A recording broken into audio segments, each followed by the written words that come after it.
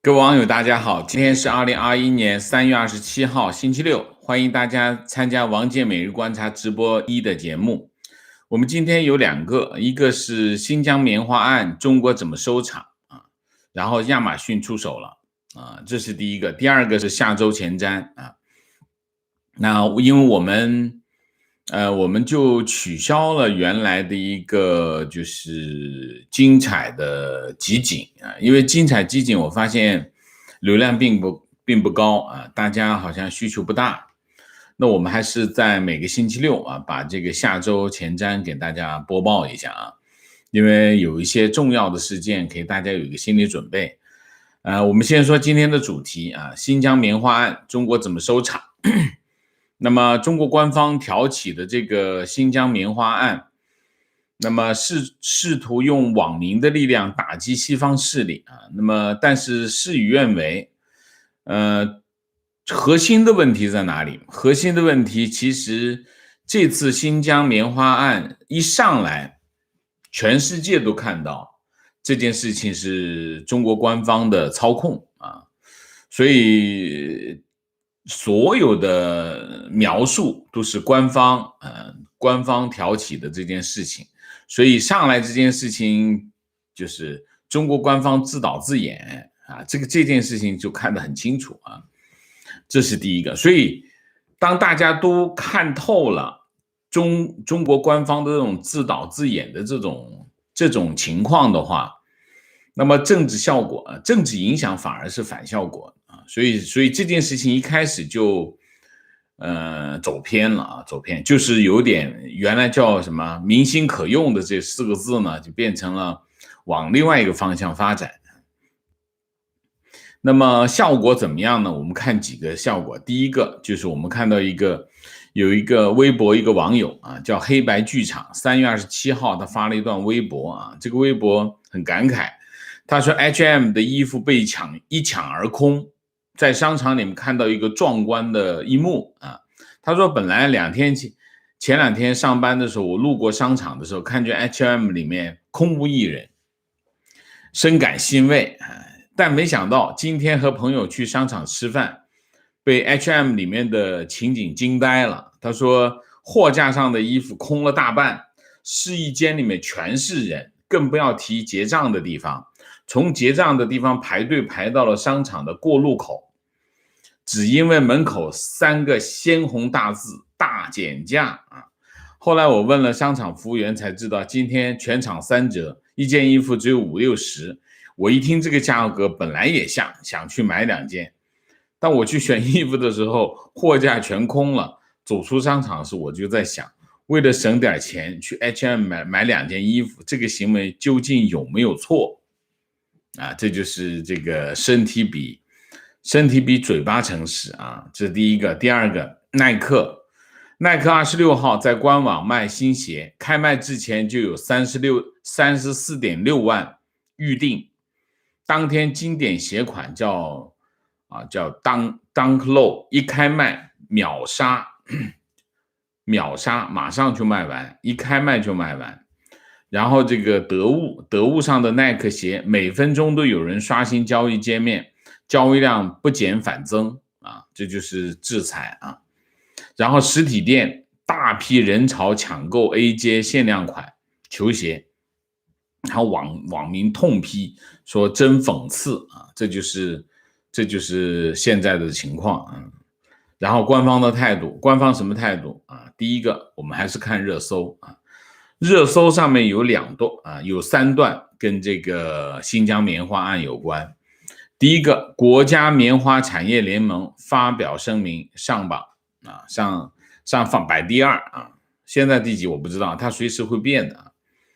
那么这个国家棉花产业联盟，我以前没见过这个名字啊，看名字像是官方机构，那发声明没什么特别的意义啊，只是一个动作而已。然后排第10的是谁呢？崔天凯提醒跨国公司勿破坏国际市场啊，这个题目有点奇怪，其实是什么？其实是昨天晚上这个白岩松采访崔天凯，崔天凯全程狂眨眼，眼睛眨的跟比那个华春莹厉害多了啊。然后整个采访很这个白岩松这一副假正经的样子啊。白岩松这个已经，我觉得以前呢，白岩松还说点人话啊，现在基本上人话不说了啊。然后他就说，其归根结底就是为什么要炒作啊这个新疆这个议题，他的目的是什么？然后这个崔天凯就是还是要这个遏制中国啊，遏制中国发展壮大。这当然这里永远是中国政府的永远的逻辑，就是西方国家对中国的采取的任何行动都是遏制中国的发展壮大，这是他统一口径的答案。那么他在这里面讲了一个，崔天凯今天讲了一个跟这个题目有关的，他说要警告这些跨国公司啊，这个不能够服务于某种特殊利益。言下之意就是跨国公司是在服务于某种特殊利益啊。他为什么要讲这段话？讲到这段话的目的是什么？就是为之前要收拾这个跨国公司 H&M 啊，这个耐克啊，为他找到合理性啊。因为什么要收拾你们？因为你在为某个特殊利益服务啊。那么你可以看到啊，其实中国在很多时候啊，需要洗脑的时候，用什么来洗？用两个角色，一个角色是中国自己跑到海外去办的媒体，然后他写一段他想说的话，然后你看外国媒体是这么说的。然后还有一个是谁？外交部也是个洗脑工具啊，他有一半外的身份在里头啊，所以崔天凯也说一堆这样的话。这第10，然后还有第50是什么呢？是接 CNN 如何制作抹黑新疆虚假报道。这个是什么呢？这是人民日报的一段访谈，采访CNN 之前采访了两个孩子，这个2个新疆的孩子，这2个新疆的孩子父母不在身边，只有爷爷奶奶在。然后这个新疆人民日报再去访问一段，然后就把这故事翻过来我就不具体展开说了就是一件这样的事，这是官方的态度就是原来满屏都是这个新疆棉花现在剩下了3条热搜然后是足球报足球报说中国足协紧急召开内部会议，谴责耐克保留处理同耐克合同的权利。然后整个中国足球圈，从足协到俱乐部对耐克表达自己立场。还有一句话他没写，我补充一下，但合同继续履行，所以其实所有的事情都没发生然后是环球网，环球网的标题叫什么？今天抵制 H&M 的群众队伍里混进了坏人你看很文革吧我们要警惕那些不那么理智的举动，以及试图搅浑水、高级黑、搞加速主义的力量。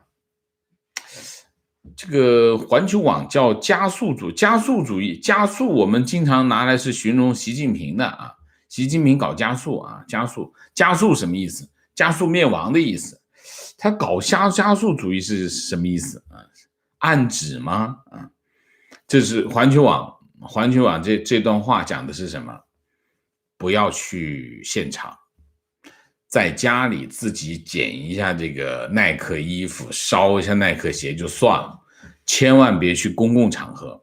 公共场合就是这个中国有敏感词，有敏感地敏感地是什么？公共场合全是敏感的地方大概就是，然后就是视频，大家看到网上都很多，一个市民跑到这个 H&M 的这个门店举牌抗议最终被警察带走然后有人留言说他被带走的时候高唱国歌视频里面没有这一段高唱国歌。这是第2个官方的态度第三个，舆论的反应是这样啊，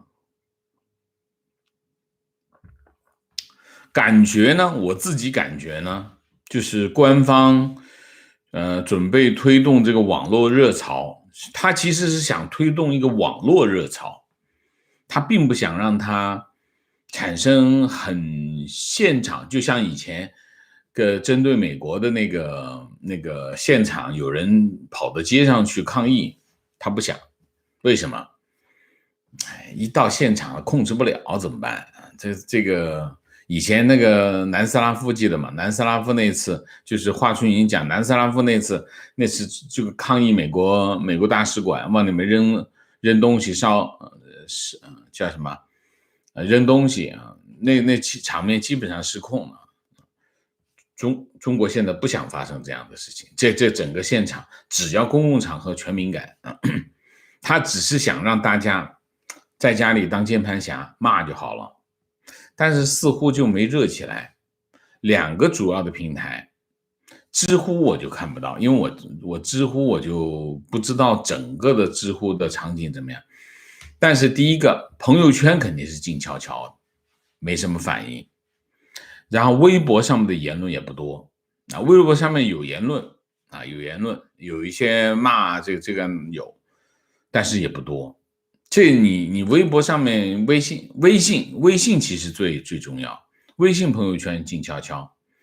然后还有一些视频，一看到后来都被发现是有官方背景。你比如说有个女孩不是拿剪刀在那，这个身材很棒的那个女孩在那剪衣服。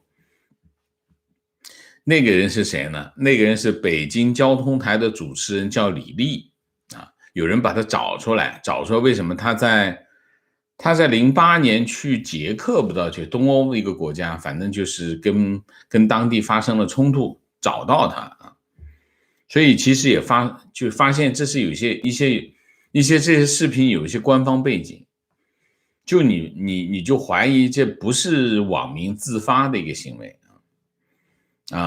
当然，这个中国官方很敏感，很害怕老百姓在现场聚集啊，所以还有一个原因，为什么是一个这样的场景？所以你可以看，官方动用了很多的资源来搞这件事情，没搞起来。没搞起来呢，有几个原因啊。第一个原因是我刚才讲，现场不能动啊，不动现场就差了好多。因为你没有题材，你光骂没用啊，你肯定得有个由头，没有由头。你现在让这个义愤填膺的网民跑到 H&M 举牌都不让你这个怎么吵去？没法吵，这一个。第二个呢，核心是什么问题？我认真想了一下，核心的问题就是平时打得太猛了啊。平时打得太猛，这个动辄得咎。现在这个网上言论文字狱相当严重啊。最新鲜热辣的是什么？北京东城啊，平安北京东城就应该是东城分局吧。3月26号一个微博帖子说，有个别人在网络上通过嘲讽都不行，歪曲丑化等形式诋毁英烈啊。说谁呢？3月24号微博用户 Ivan Elman 在网上发布丑化英雄烈士的言论，造成恶劣社会影响。对此，东城警方迅速开展调查。3月25号将犯罪嫌疑人发表言论是言论罪许怡某，女，27岁，查获。该人对发泄个人情绪、侵害英雄烈士名誉犯罪事实供认不讳。目前该人已被东城公安分局依法刑事拘留，案件进一步审理中。那帖子这么说，他说警方坚决维护英雄烈士的尊严和合法权益坚决惩治歪曲历史事实、诋毁、亵渎英雄烈士的各种犯罪行为。我就去查了一下 Ivan Elman 说了什么呢？说了一个帖子，这个帖子很短，3月24号的帖子，他这么说，他说一个不能上街游行的国家，养了一堆窝家互联网暴民，有跟董存瑞似的彩妆 gay， 也有 Jack the Ripper 似的普信男，一天天就是折腾闹。然后他说，瞎子跟聋子说，我不用看，我能听得见。然后聋子跟瞎子说，我不用听，我能看得见。荒谬啊！推荐 Netflix 上看《养虎为患》。然后有人说他这个网友就是其实他叫什么？他叫许某仪啊，他其实是这个时尚芭莎的一个作者。这就是现在的网络环境。他有骂谁吗？他只是提了一下董存瑞，就变成什么？变成犯罪嫌疑人了。所以你想一下，在这种语言环境当中，谁敢乱说乱动？我估计是平时打得太猛了。这是一个啊，就是舆论环境非常的高压啊，这是一个范畴。另外一个问题是什么？就是微信。微信其实呢，我们刚刚使用微信的时候，我们都觉得微信是个私域。什么叫私域？微博就是公共域，就是公共场合。你在微博上发出来的帖子是让全世界看到的，我们叫公共域。朋友圈是什么？朋友圈是私域，就是我跟朋友分享的东西啊。那么这个群是什么？群是半私域，就是我们有一群人能够看到，这一群人有些人是我的朋友，有些不是我的朋友，叫半私域啊。所以微信通常是私域跟半私域，然后微博是公众域。那么在私域场合发的言呢，通常来说不需要承担公共场合传播的责任，这是常识啊。但是你发现没有，现在呢，警察呢不仅抓你在微博上的发言，你在群里的发言也抓，甚至在朋友圈发的言也抓，就私域的一起抓。所以大家发现我的私域其实不私，其实呢公安也会抓的。所以这个其实很厉害啊，就是微信上面的这种控制，对网民的心理或者是对网民的这种心理打击是最严重。因为我原来是以为是私域，就我跟我朋友才能看见，结果原来全世界都能看见，结果大家都不敢说话。为什么这一场这个官方想推动的他其实是只想推动网民热潮，他不想让老百姓上街，结果没起来，就有这些背景在这里头啊。那么怎么收场呢？所以这件事情真的变成了一个什么呢？这场新疆棉花案真的变成了中国官方的一个自弹自唱的独角戏，基本上他在自己都自弹自唱。那怎么收场呢？我们还是来看始作俑者。始作俑者是共青团中央。共青团中央的第一个帖子，就是把 H&M 去年10月份发的那个声明翻出来啊，算账，然后这场这个棉花案就这么起来了。然后我们再来看这个共青团中央。共青团中央就今天出了个什么新招？他今天发了一个帖子，题目叫起底啊，然后抵制新疆棉花的背后推手，这是标题。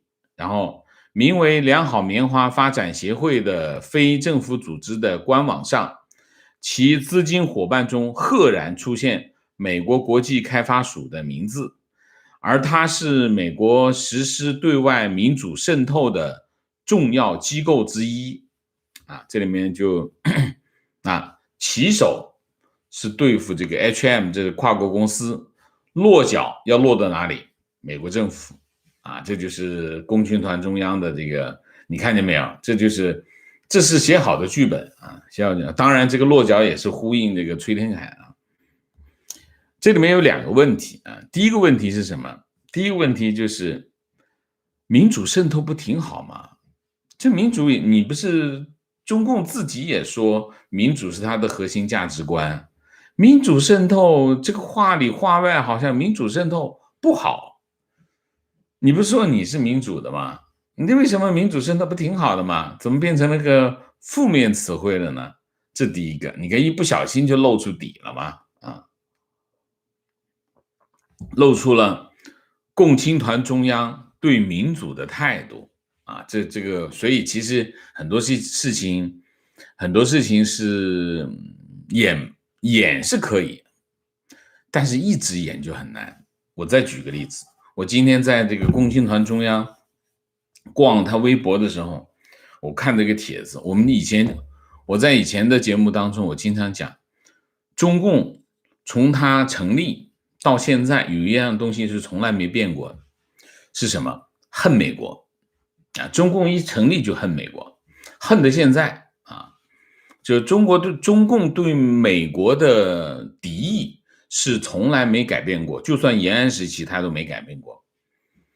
那我们讲，所有在中国生活过的人都知道，但是你要拿证据还真有点难啊。但是我今天就找到一个证据，这就是共青团中央的一个帖子。共青团中央这个今天也是今天上午10:35发的，叫警察还是死神。然后这个题目就叫美国警察去年仅18天没杀人，这是个死神啊，这是个死神，穿着一个警察制服，拿着个镰刀，我估计是扒来的啊，扒来。里面有一段英文啊，我没看啊，英文是什么我没看，大家一看大家还可以理解吗？我们说的中共对美国的敌意啊，就其实这种敌意从来没有变过。你从共青团中央的这个帖子啊，微博，大家可以去共青团中央的微博上去找到这个帖子，这个应该还在啊。那我这下载没多久，你可以看见没有？这就是中共，共青团就是中共啊，中共的小弟弟啊，就是中共自己。这是仇恨，这种仇恨是掩盖不住的啊！就包括他，你看，他说是民主渗透的机构，这一看你不小心就露出来，中共对民主的态度就是这种态度。那么美国国际开发署是什么？美国国际开发署是美国联邦机构啊，是美国政府部门。你说联邦机构就是政府部门啊。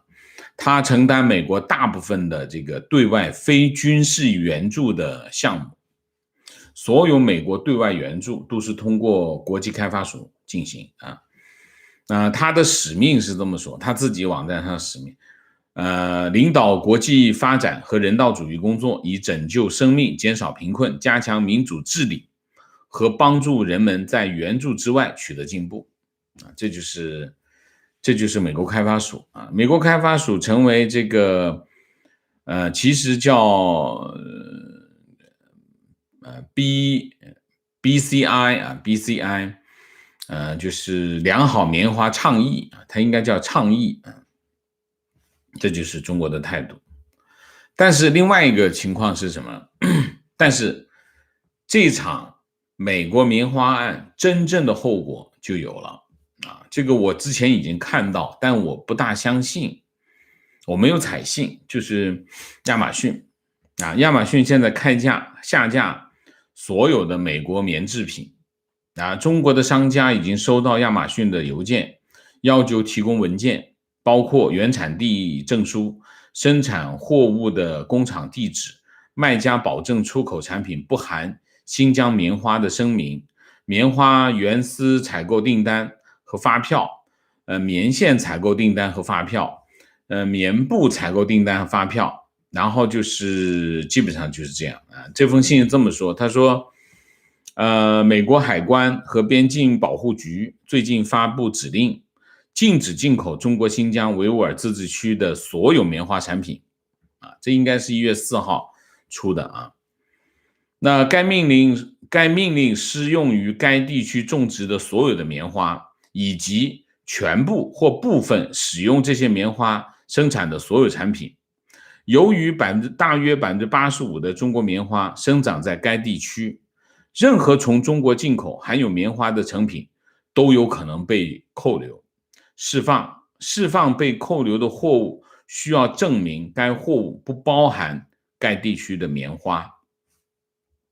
然后目前有客户要求每次出货必须提供以下文件：1、2、3、4、5、6，刚才我念过了啊。那么，然后他就是要求请确认收到此通知并知晓整个事件的及我们的要求，这是第一个。第二个，请再次确认产品是否含有棉花材料。第三，请确认棉花的原产地追踪到需要证明文件啊。第四，可以预见2021年出口棉花产品将会很困难。这就是亚马逊啊，亚马逊这个动作影响非常大。为什么？这些年中国的出口的形势发生了很大的变化。以前呢，在原来呢，中国出口只有一种形式，就是贸易，直接就是比如说这个沃尔玛、Costco， 它的买手跑到中国去。我要100根皮带啊！你给我生产的100根皮带，100万根皮带，这个鞋我要200万双鞋，这种鞋啊，这种我们叫贸易方式，采购下单，然后你帮我做了发货，我来收，这种贸易形式啊。但是其实从10年前开始，亚马逊等电商平台上来之后，中国的贸易出口的方式就发生了巨大的变化。什么巨大的变化？它有很多人已经开始不是贸易的方式，直接到电商平台上卖货。对，所以你可以看啊，亚马逊欧洲我不知道啊，亚马逊美国应该60%的卖家来自中国啊，亚马逊上面的卖家60%来自中国，所以让大家知道。你在亚马逊美国买的东西，可能有一大半是中国卖家在卖的。中国卖家他当然用的就是中国的产品。那如果亚马逊开始让这个中国的这个棉制品下架的话，那对中国的对美出口将影响巨大，这个非常厉害啊。这是第一。第二，你想一下，如果亚马逊在做这个动作，美国其他的电商平台也会做同样的动作，那中国等于是棉花制品出口美国，那是不可能的。所以可能有网友说这个中国这个美国要求的这些文件，中国一条龙服务，是有。你觉得他会不知道吗？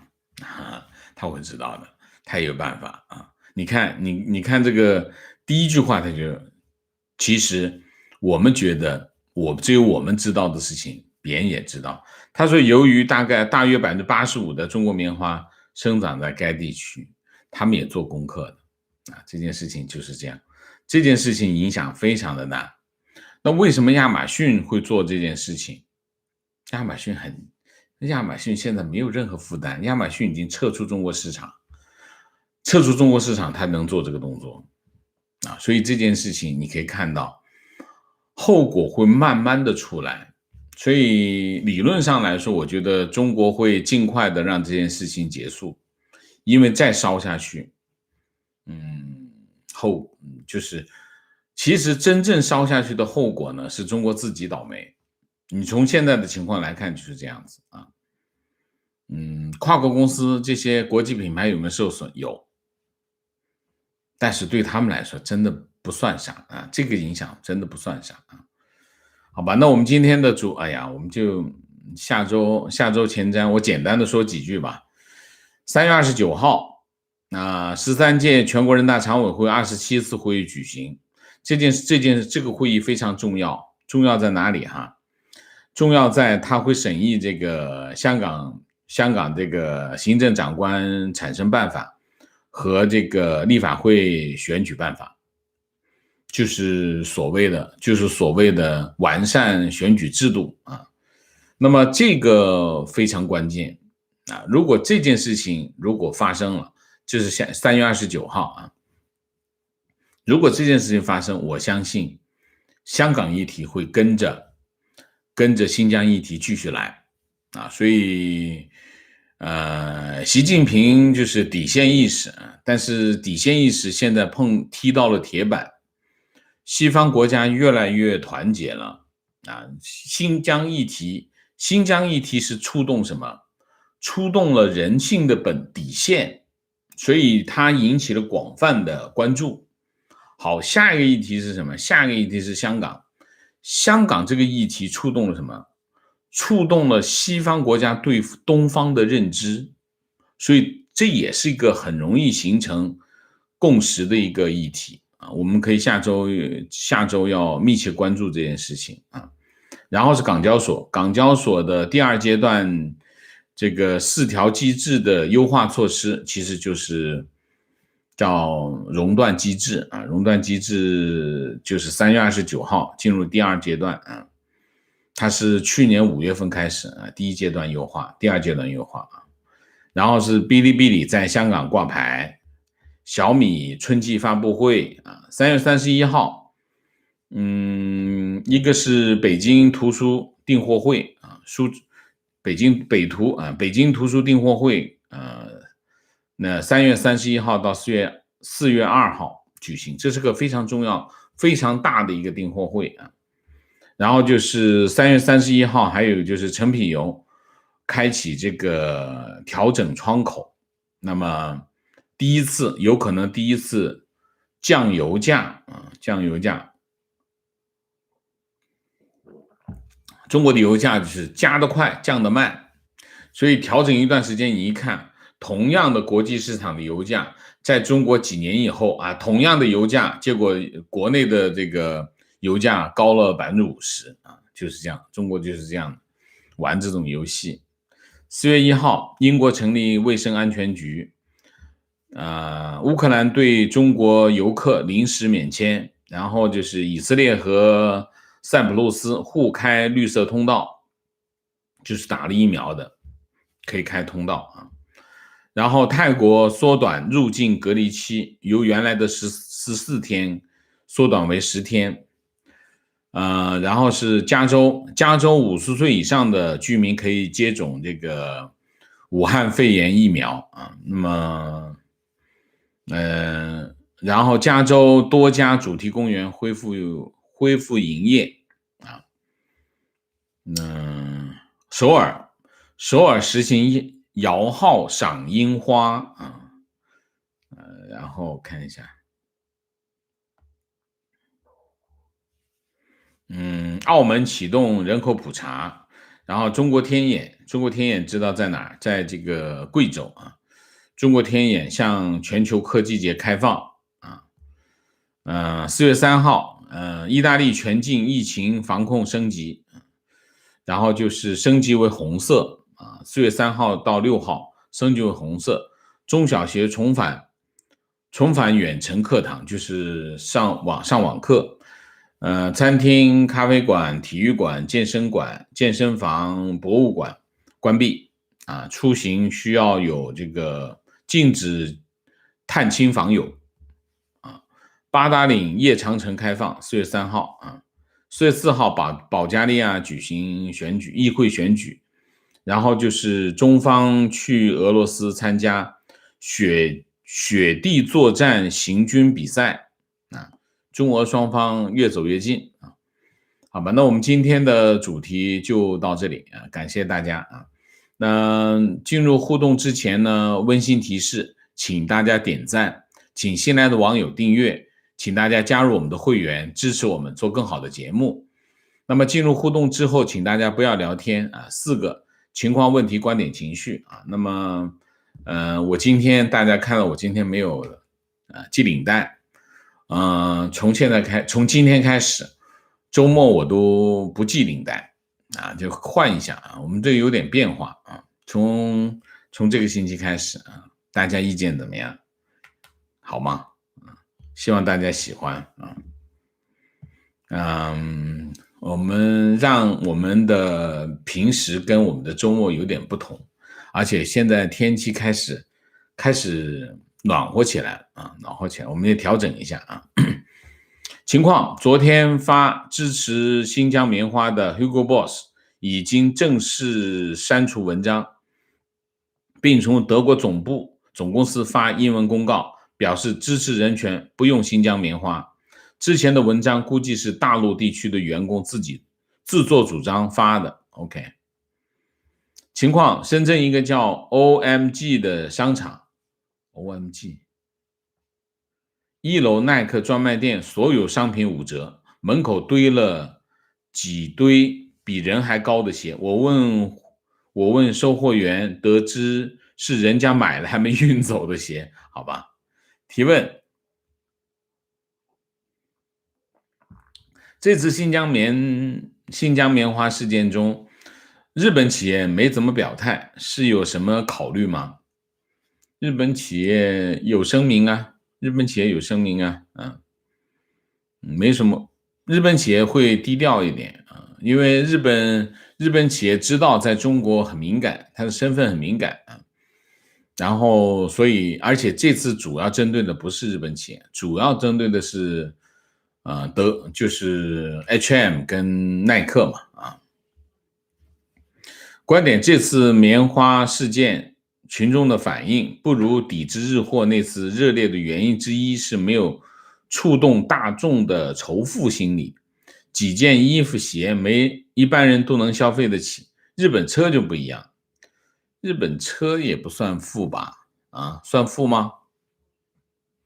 仇富心理，这跟仇富关系不大。当年的这个抵制日货啊，抵制日货那次呢，2点不同，这个政策不一样，抵制日货让他上街，一看政府在后面安排那些便衣就撺掇大家上街啊，这是第一个，他是撺掇大家上街。第二个，这次中国官方基本上自己唱独角戏，还是觉得自己唱独角戏比较安全，我觉得心态不一样啊，心态不一样。情况，微信群里说了新疆棉花，微信直接死机退出，接连3次，从以前从来没有出现过那就是有机制了啊，所以微信朋友圈静悄悄啊。情绪，此时此刻有100万以上的新疆同胞在集中营中受难，还有无数小孩和父母骨肉分离。我们除了不买新疆棉花制品以外，还能做什么？做你今天做的事情就很好啊。情绪，美国没有这么天天盯着中国，中国一天不落，一天不数落美国难受啊，真是把美国当羡慕嫉妒恨的心上人啊。OK， 观点，中共最近这么一直干蠢事，是因为强烈的路径依赖，他们已经习惯了用同样的手法对付国内老百姓。中国国内因为信息封锁，所以大家都蒙在鼓里，而中共完全不知道，他们这样对待国外，全世界都会知道，因为信息开放，所以他们一直手足无措，一直干蠢事，还以为自己很聪明。但也因为如此，中国国内百姓思维跟墙外完全不一样，被骗了还为党唱赞歌。 OK， 情况，虽然中国将言论与集会自由写进宪法，但实际上都是用口袋罪来装这些行为。著名的口袋罪就有寻衅滋事、非法经营和颠覆国家政权罪。今年的宪法修正案11把侮辱先烈写入法条入刑。另外，宪法所谓的少数民族自治州基层选举，说村民1人1票选举上一级人大，我问过自治州的朋友，从小到大没见过选票，我也没见过选票。有人见过选票吗？反正我是没见过啊。情绪，微信上一堆傻白甜的文章，人家谴责新疆棉花背后的人权问题，反驳的观点说棉花质量多么好多么好，牛头不对马嘴，实际上是小学博士的好子民。OK， 提问：外交部发言人宣布对美、加拿大有关人员和实施实体制裁，这是继续加速的节奏吗？哦，开始，我还没看到，能把我看一眼，有了吗？制裁了吗？啊，昨天是英国，今天是美国、加拿大啊，可以啊，继续啊，继续不要停，这是继续加速的节奏吗？是的，啊，是的啊。观点：中国最可悲的事情：一，国和党分不清；二，自己没有直接关系的事情概不关心。面对拆迁、驱赶低端人口、剥削农民，警察城管过度执法，对新疆、香港人的打压等等社会不公，和自己无关，只做旁观者，所以总形不成力量。这就是中共需要的效果。就是清朝，我们讲清朝的帝王术是什么？一盘散沙，一盘散沙，大家不能够团结在一起，他的政权就安全啊。这是一种帝王术啊。提问：财信传媒董事长谢金河日前在脸书上说，这次中国的猎巫行动势必冲击整个供应链体系，国际知名品牌大厂一定会重新评估未来中国市场的风险，还有制造供应链，此举可能再次给近年来陆续转移东南亚的台厂创造一个新的机会，请问王 Sir 怎么看？这个我陆续都讲过。中国在这件事情上的作为啊，你可以看啊，日企啊，这个抵制日货对付日企，对吧？后来是萨德事件对付韩企，韩国企业。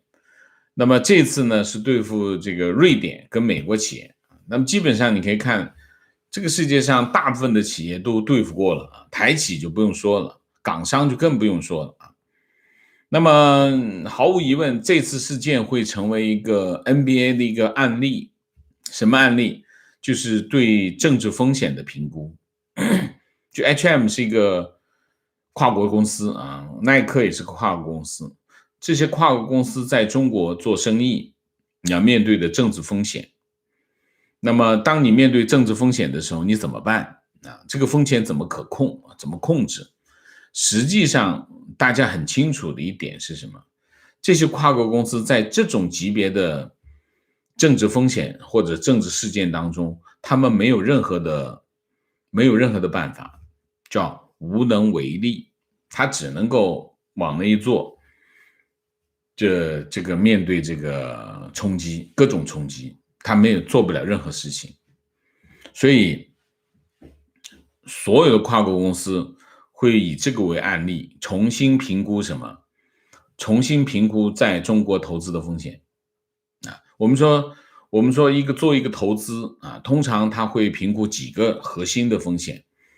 第一个风险我们叫商业风险，就是你去做这个生意，你到这里去做生意，你要开个店、开个餐厅啊，开个餐厅，你的商业风险，商业风险我们叫投资风险啊，这是第一个风险，第一个要考虑的风险，就是我跑到那里去一看，哇，这地方就像你开星巴克，我们举个星巴克去意大利开咖啡馆，对吧？星巴克咖啡馆，跑到意大利开那他评估一下，意大利人爱喝咖啡，本地咖啡非常牛，我到那儿去我能赢吗？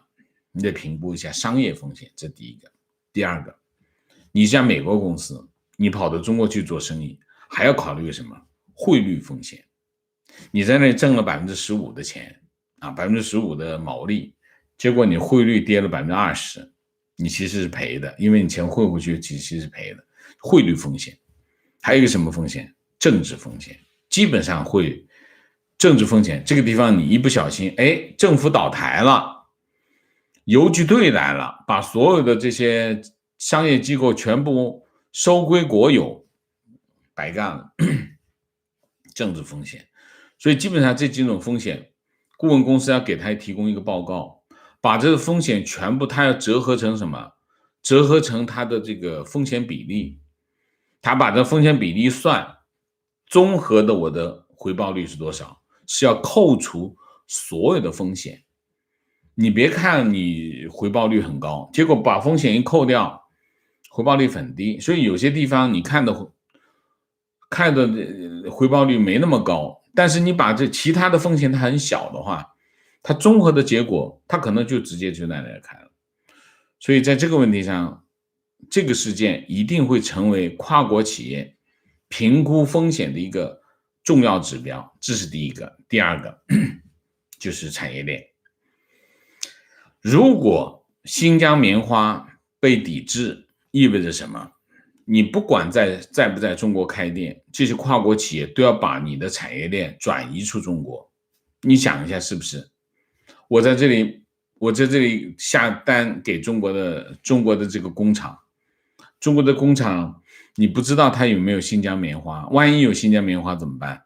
那怎么办？我就把订单转移到河内去呗，或者转移到泰国去呗。我没有这样的问题啊，所以我解决这个问题的方法非常简单，我把订单转过去，我不用搬厂，因为这些国际跨国公司都不是自己建厂，都是下单，这就是全球化。所谓全球化就是分工嘛，下单我把订单一转就可以，其实很快。当大家都在这些跨国公司都把订单转到东南亚或者转到其他地方去的时候，这些工厂不就搬了吗？都不用自己费劲。所以这个趋势一定是这样的发展方向。所以这件事情真正受害、真正打击的是中国自己。提问：这次是不是共青团单线行动，其他系统如公安等没有得到指示配合？那怎么可能？那是不可能的，这是不可能的啊！情况打卡台湾，无印良品全面标榜使用新疆棉，并宣布经过他们独立调查后，新疆绝无问题。这是目前台湾的中文媒体大幅报道。目前台湾民众开始有人在粉丝页推无印印品，目前无印已经撤下 BCI 的标章，以后不会再踏入无印印品买东西。无印在宣传这个吗？我印象中是有一个日本企业，但是我不知道是无印良品，是无印良品吗？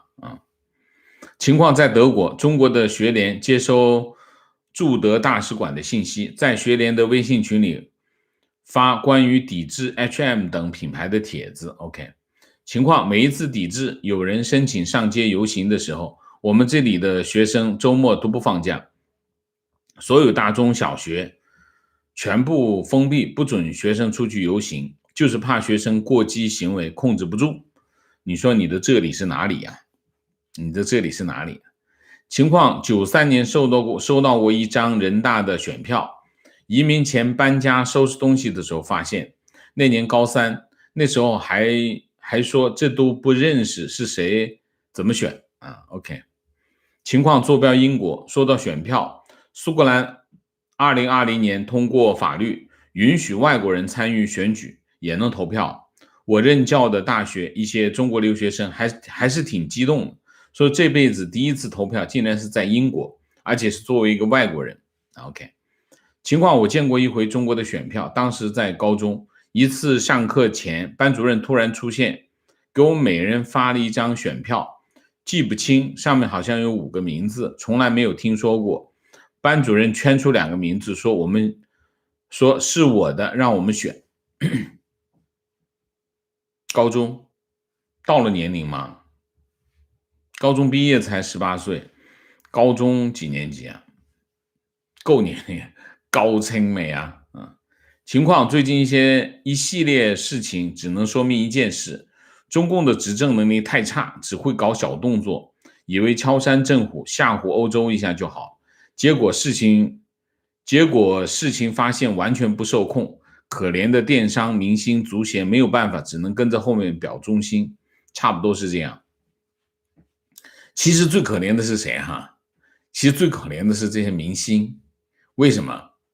你想一下，他跟他代言，他给他钱，他帮他做广告，这是一个商业行为。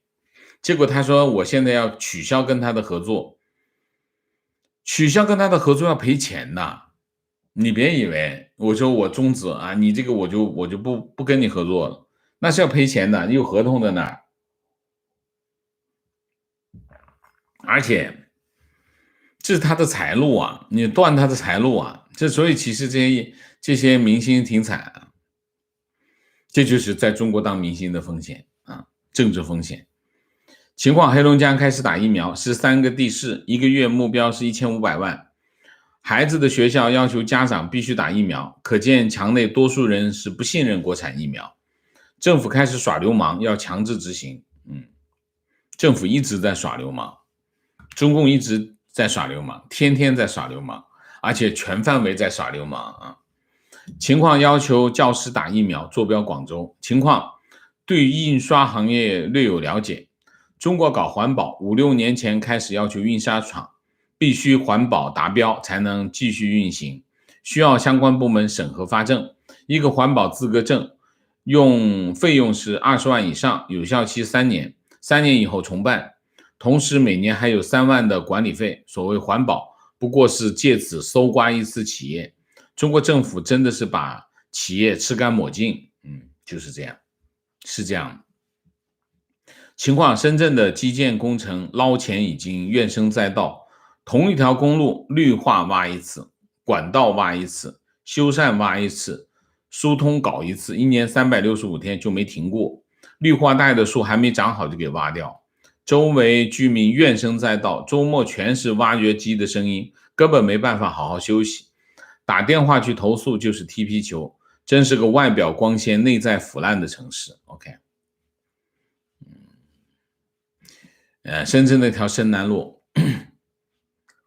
一年这条深南路啊，1公里的维护费，我印象中啊，1公里1年的这个深南路的这个绿化维护，一公里300万，就是光绿化维护，没事换个树啊，换个草，重新铺个草皮啊，都是钱啊，都是钱。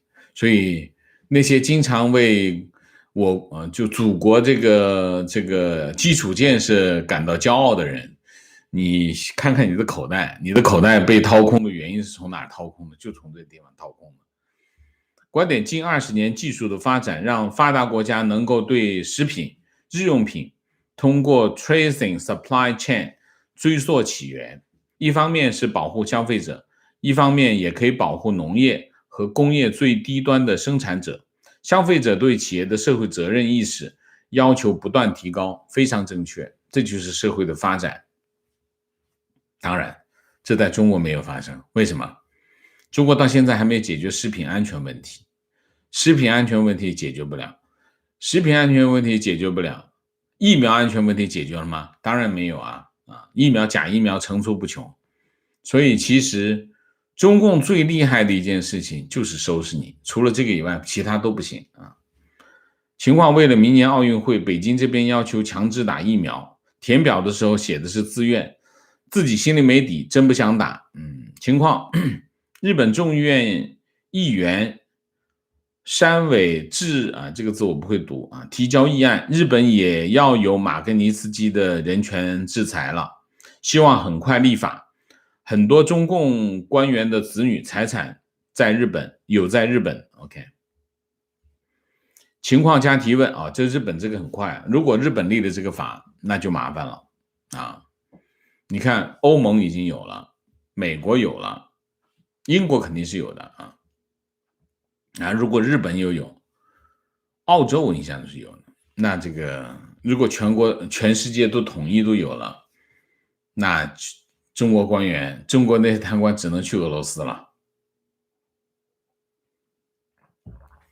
情况加提问，打卡台湾。昨天我在中天新闻频道看到揭露 BCI 背后金主与阴谋的标题，才上架1小时就有1万多点击量。台湾媒体被中共渗透这么多年，虽然今年终于拔掉中天在有线电视的频道，但是他们转战网络，依然吸引大量的死忠粉。请问怎么能够在既保持开放的言论环境的情况下，又能对付这种红色的媒体？这需要什么？这需要2件事。第一件事，台湾的民意，台湾民众要想好，要下定决心啊！台湾如果没有这样的民意，政府就做不了事情，这是第一个。第二个，其实这些红媒也好，这些死忠粉也好，他们知道吗？他们是知道的啊，他们是知道的。但是呢，他们为什么还要这样做呢？他们知道这些红媒跟中共勾连吗？知道的啊。这里面有什么？这里面有2样东西。老实讲，我是觉得，我有的时候同情，我有的时候又觉得不那么同情。他们是觉得，我就不跟中共打了，啊，跟中共打没什么好处，我看看我能不能火中取栗，啊，就是这种心态，就是我是不想跟他对抗，对抗的话会死人的，算了，让其他人去对付他，我呢假装跟他好，是这种心态啊，不完全是，他们并不是完全不知道啊，他们是知道的，中共是什么货，他们会不知道？打了这么多年的仗，怎么会不知道啊？知道的，他们觉得他们够聪明，他们够机灵，能够在中间取得一个平衡啊，不能得罪中共。我不得罪中共，我跟他混，我跟他混呢，我能够有好处。中共是什么？他知道啊。观点：维族人现在遭遇的也是汉人一直在承受的土改、劳改农场、文革、批林批孔、文革、计划生育。现在帮助现在的维族人就是帮助汉人，非常正确，这是非常明白的人啊。情绪，中共吹牛那么厉害，挣那么多钱，这些年过去了，也没改善过自来水质量，更不要说西方国家比直饮水的供给，这是打脸 CCP 关心人民的强有力证明啊。OK， 情况，北京3月至今只有一天蓝天，还是刮6级风，其余都是雾霾或者是沙尘，两会也没让空气质量变好，感觉空气污染北京已经放弃治疗。情绪，刚刚看了您在 Facebook 关于彼得小姐的文章，很感动，谢谢王老师分享。彼得小姐是我在国内写的，我现在会陆陆续续的把一些之前的文章，我现在在整理一些原来的一些文章，那么我整理一些我会陆续发上来啊。观点，王老师周末也可以穿 polo 衫，显年轻跟亲切，好吧？OK， 我还是要有一点，我就是不打领带啊，但我还是要穿衬衫啊，好吗？明线 next， 谢谢老罗王，谢谢，祝大家周末愉快。阿绿，谢谢。好，我们今天的节目就到这里，感谢大家的参与，我们下个节目再见。再见之前，请大家点赞，请新来的网友订阅，请大家加入我们的会员，支持我们做更好的节目，做更好的自己，谢谢大家，谢谢。